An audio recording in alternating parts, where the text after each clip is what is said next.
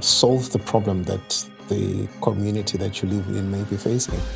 That itself is employment. So you achieve a couple of things. One, you do solve a community problem. Two, you start informing your CV. And three, you increase your visibility.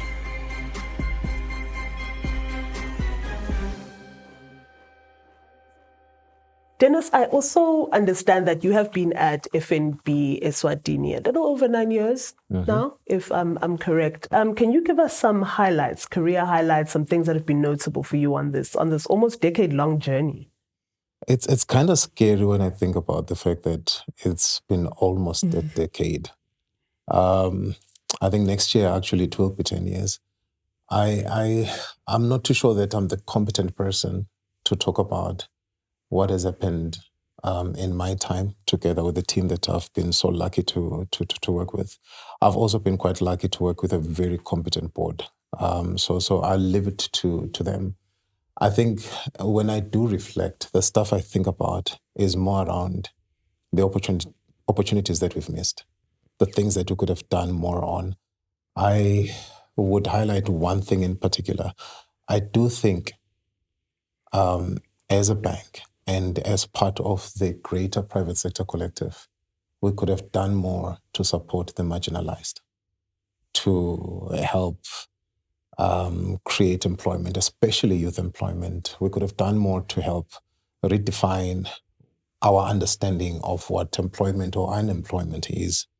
I think we may be, or my suspicion or my reading is that we may be stuck in a definition of employment that is outdated, where we are expecting a hirer and the hired to have a legal relationship, when global trends and our reality, social and environmental reality, is that there's probably big opportunities in solving problems that leads to an economic, return.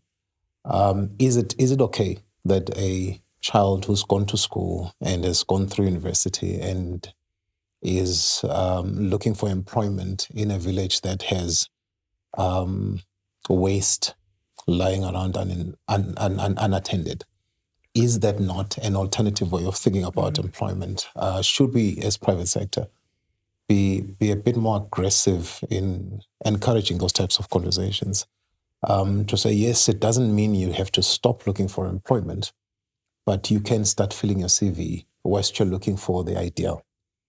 Solve the problem that the community that you live in may be facing. That itself is employment.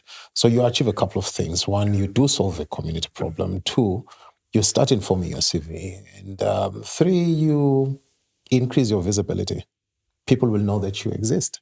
So I get a sense that we probably should have encouraged conversations like that a lot more than we have. So that's just the one part. The marginalized and employment, especially around youth employment. We could have done more. And then the other thing, gender-based violence issues in our part of the world have been very topical.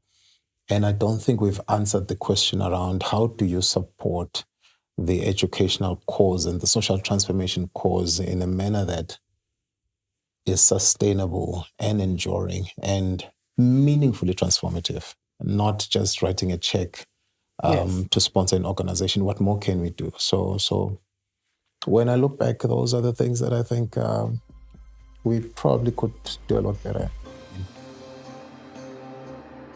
And a lot of our thinking, even before that, has been how do we build an enterprise that benefits the wider community outside of just the employees, the taxmen, and the shareholder at the time.